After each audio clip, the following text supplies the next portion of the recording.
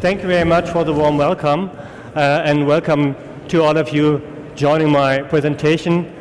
Luckily, technology works. So welcome to the presentation.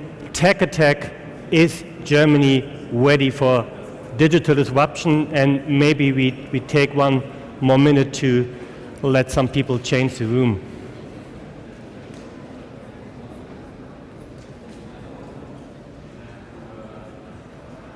Okay, so when it comes to digitalization, we always talk about disruptive technologies and what does it mean for us, what does it mean for our economy, for our business. So I would like to discuss with you today the impact, the effect to our economy, to our businesses, and what does it mean for our future economy in Germany, and also have a look using our studies where Germany stands and whether Germany today is ready for digitalization. Typically in Germany, when it comes to digitalization, most people are afraid of digitalization. We feel fear. We have the phenomenon of German Angst. We don't know how to deal with it and are driven by Angst and not by progressive mood. We are not driven by developing something new. We are driven by Angst. If you have seen what has been discussed at last week's National IT Summit, I heard this matter was also heavily discussed. Thorsten Dirks, the Bitkom president, said Germany has much to lose. Playing in the digital Champions League is not given for Germany, it's not natural, so we certainly have to do something. Sigmar Gabriel, the federal minister for economics, said we need to believe in the power of digital progress without fear, but also determine its limits. For me, this seems to be a bit ambivalent. So on the one hand, Germany and our ministers want to keep pace with countries which are advanced with advanced technologies. On the other hand, we want to find our own way, and we are afraid of losing control. We are afraid of losing data privacy, and we are afraid of our jobs maybe when it comes to robotics, as we have also heard earlier. So how can we deal with that?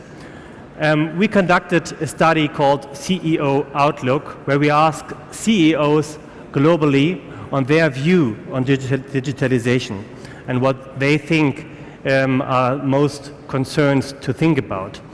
Interesting enough, in Germany, nearly 90% of all CEOs felt a large concern they might not be able to keep pace with technological progress. So we see this fear is not only among us, also our CEOs of top German companies are afraid of digitalization. Another question we asked is what might be the future technology innovation hub, which city might be the future technology innovation hub over the next 4 years in addition to Silicon Valley. Luckily, as you can see, Berlin is in the list. It's last in the list, but in the list. But the list is primarily driven by cities from the US, from Asia. The list is led by Tokyo, followed by New York. We have Shanghai, Beijing, London, and then Seoul, Bangalore. So obviously, the Germans, we ourselves, are not confident on the digital future, and we are also not seen as a leading nation bringing leading innovation cities into the world. So that is a quite difficult start and difficult situation, but maybe let's first step back and have a look what digitalization and what disruptive technologies mean to us and what actually is the power of digitalization and disruptive technologies. Actually, why is technology disruptive? We have seen many technologies in the past with a huge impact changing the world. We have seen the mini computers in the 70s. We have seen the personal computer in the 80s. We've seen the internet in the 90s. All led to large changes. So why don't we have the same now? What is different?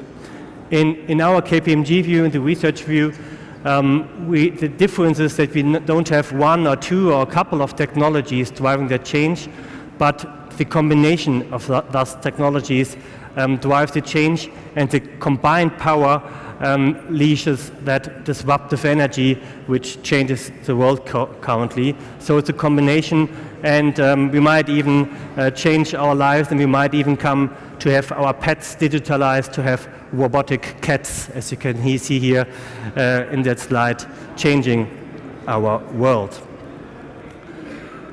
Klaus Schwab, the founder of the World Economic Forum, foresees even the beginning of a new industrial revolution, and that is primarily driven by this disruptive technology.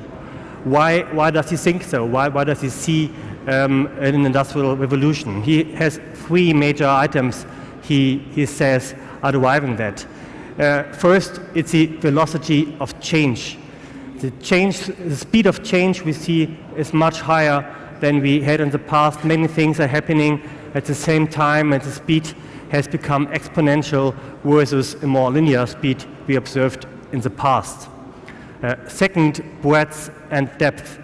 The digital revolution touches both breadth and depth. It's going much deeper into our established economy. It changes the whole society. It changes our own individual lives.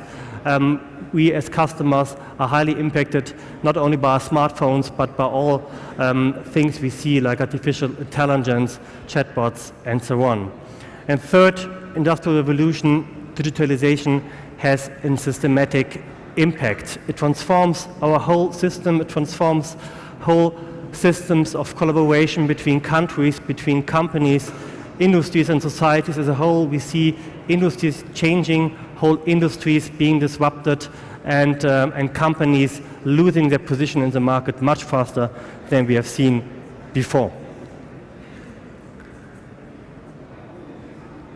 Where does all this power come from? Where do all these technologies come from? There are currently probably many people sitting in workrooms and trying out new technologies, working with new technologies, and the toolbox they have, the technologies they use, is probably well known to all of us. The technologies catalyzing this fourth industrial revolutions are big data, robotics, cloud computing, artificial intelligence, all the technologies you know very well, and that obviously is not very new to us. That is something we know. But actually, why do we have that change, and what is new? In our view, the change is, as I said, the combination and forming a capability from the technologies, not having just a single technology, but combining it to have a capability which changes our lives, which has a pure and a real value for our lives, for customers, for people out there. Let me give you some examples. Autonomous vehicles, something we all know. It takes lots of technology to make a vehicle autonomous. It needs sensors, it needs artificial intelligence, it needs the capability to process large amounts of data at high speed, and all that together will change our lives. We will see autonomous vehicles, we will see taxis without drivers, and probably we all will have much time to relax or work while we are driving, besides the effect we have on infrastructure, and maybe we can save even emissions when our cars drive autonomously. Cognitive computing will change our lives, maybe helping us solve the demographic problem we have. Maybe we really will have robots caring for the elderly and helping them crossing the street using lots of technology like artificial intelligence again and cloud services. And last but not least, digital currency. We have seen the rise of Bitcoin based on blockchain technology. Many others have followed. And last week I read Sweden considered launching a new national digital currency. So there's really something going on. In the future probably we will have banking, but we will not have banks anymore, since financial transactions are handled in a very different way. So what does it need? Which technologies do we need to be ready for digital ignition and liftoff in the digital era, in the digital age? I chose three. I want to have a look in detail and to elaborate where Germany actually stands today. And those are digital labor, data analytics, and cloud computing. Let's start with cloud computing. In my view, of all the technologies we see, cloud has the largest and the most basic fundamental impact, since it's the foundation for many of the other technologies we have. It makes technology and it makes services available everywhere, and it makes it independent from having a huge infrastructure to process it. We conduct a research study over the last 5 years together with Bitkom Research called Cloud Monitor, and for the first time in 2016 we reached the threshold of over 50%. So actually, in fact, 55% of German companies are already using public cloud computing, and another 18% are discussing to do so. So cloud computing is something which is really now in our businesses, which is really already driving our economy. Although there are some hurdles still to utilize public cloud computing, things you probably know yourselves, and things we discuss with many of our clients. Customers, companies are afraid of unauthorized access to data still. They're afraid of data privacy breaches due to cloud computing. They're afraid of loss of know-how, and they are often not capable of coping with the regulatory and compliance requirements, which are sometimes not clear to them when it comes to international cloud computing using services maybe from the US or other countries. The next very important technology, big data or data analytics. Data has been called the new oil, and that was a nice saying over the last years. In my view, the value of data analytics lies in combining sources from external, internal factors, and then we can see, or we can really leverage the power of data analytics. Again, we have conducted a study over the last 2 years with Bitkom on data analytics and the use of data analytics in Germany, with a focus on value for the business, with a focus on usage in business functions. That's why we called it mit Daten Werte schaffen. And interestingly, we found out that already today 80% of all companies in Germany derive relevant management decisions already from data analytics. So there is already something going on. We use data analytics maybe in small forms, not in large forms. So data is already important to us. But still, the importance is very high, but the hurdles again are similar to cloud computing, not solved yet. We don't have a legal framework. There's a high uncertainty about data security and legal use of data. Data privacy is a large issue. Are we allowed to process, to analyze data from our customers? Under which circumstances are we allowed to process data? And do we have the right know-how to do so? There are obviously not enough specialists in place who can do data analytics. And probably the combination of those technologies, having data analytics as a cloud service, that might help from a business perspective, but obviously we have to solve many of those problems before. We have to come to a stable regulatory environment. We have to know which are the rules to be able to cope with that and to be competitive in the global world. Digital labor. KPMG defines digital labor as the automation of labor in total by leveraging digital technologies such as robotics or even cognitive intelligence. And according to Forrester, you can see by 2025, already 22.7 million jobs will be displaced. The New York Times wrote that by 2030, probably half of the white-collar jobs in the US are affected, primarily in the banking and insurance business. So we see something revenue is going on, which affects all the white-collar people doing maybe routine work. All that might be subject to automation by digital labor.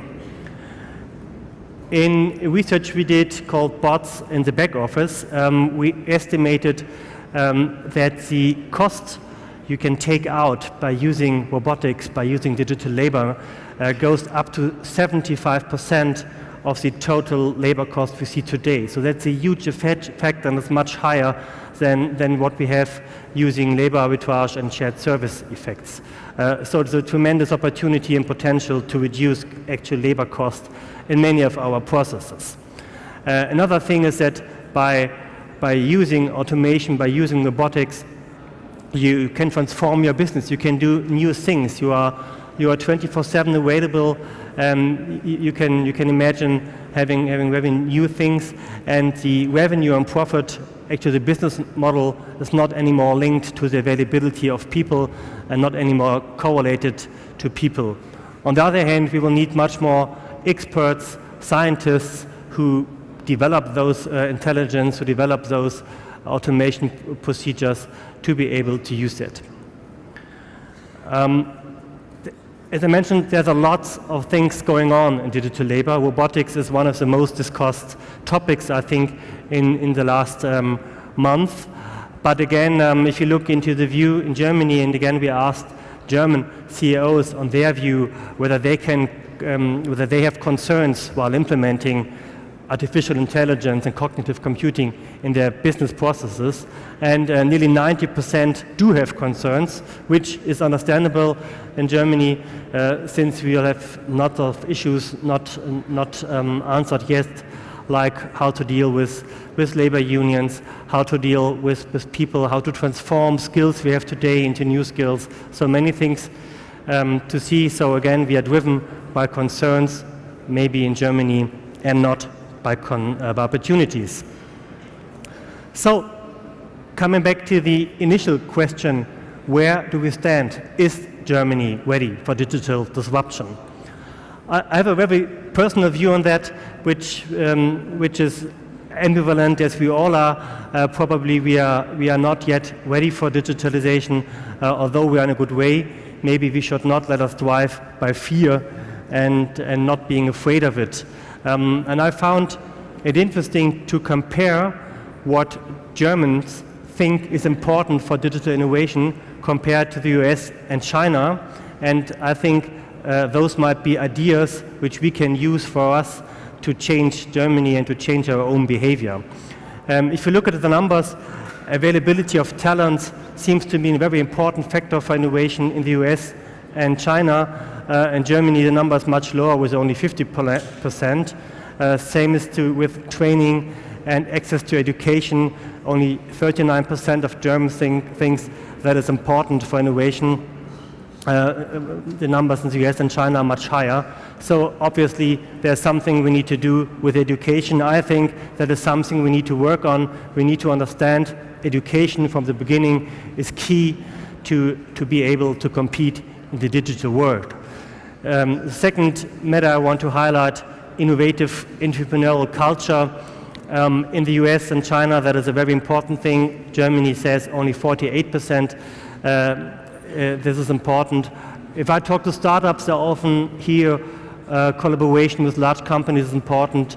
Collaborative approach is something they look at. If I look into the US, there are people who want to disrupt, people who want to use disruptive technologies. So probably we need more of that disruptive power in our startup community. So there are some hints you can see which I would give large companies in Germany to deal with digitalization. But looking at the time, maybe let's leave some time for questions. If you want to find out more, go to kpmg.de/hub16. You can find all the studies I presented here, and you can see our new Atlas services, because also KPMG as a consulting firm is affected by digitalization.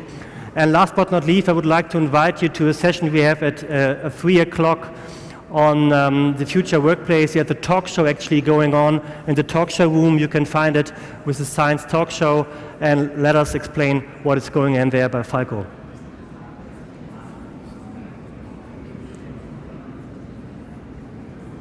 Okay.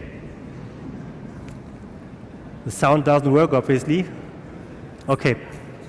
No, sound doesn't work. So this is Falco Brinkmann, who's the moderator of our show at 3 o'clock. So come to the talk show and discuss with us artificial intelligence and the future of work. Thank you.